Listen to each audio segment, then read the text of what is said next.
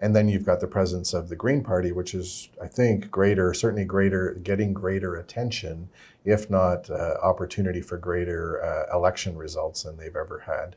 And they've got credibility on environment issues that the NDP doesn't even have, is my perception. Yeah, you're absolutely right. And I want to explain a little bit about how I poll on the Green Party, because my numbers are different. And the reason for that is I was the first pollster with Angus Reid and then Ipsos to put the Green Party on as a prompt.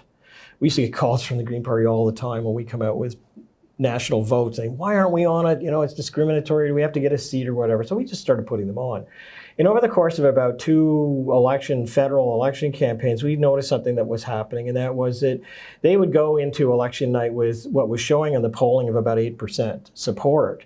And in the morning after the vote, they'd end up with 4 or 5. And we found an interesting phenomenon, and that was that if you put the Green Party on as a prompted, so if I say to you, you know, here's your choice, Justin Trudeau and the Liberals, or Andrew Scheer and the Tories, and Jagmeet Singh in the NDP, the accuracy on the outcome of that is pretty predictable.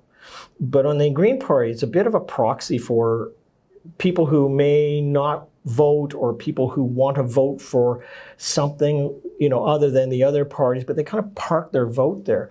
So what I've done is I've actually gone back to it where I've asked the 3 main party choices, and then I've asked them other. And when you go into other, you tend to get a different distribution rather than to the Green Party. But when you unlock it within that box, so I say to you other, and inside that box, when I weight everything, what I'm getting from the Green Party is about 7% of the total vote of the country. Not 14, not 12, not 10.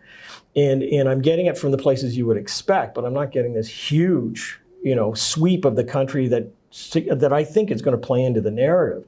So I think that Elizabeth May is offering a real choice to a good number of voters who are both with her on the environment issue, but are also against everybody else and want a place to park a legitimate vote. And I think that's going to help. But I don't think it's going to pick up a lot of seats, you know, that some are predicting, you know, getting 20 seats or more than that. We'll see. But I don't think it's that high a measure at the moment.